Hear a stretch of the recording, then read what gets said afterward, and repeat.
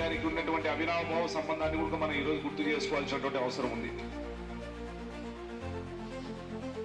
స్వర్గస్థులైనటువంటి NT Ramarao గారు జిల్లాకు వస్తే మద్దూరు సుబ్బారెడ్డి గారు ఎక్కడున్నారని చెప్పి ఫస్ట్ అడిగేటువంటి వ్యక్తుల్లో మొదటి వరుసలో ఉన్నటువంటి వ్యక్తి మద్దూరు సుబ్బారెడ్డి గారు.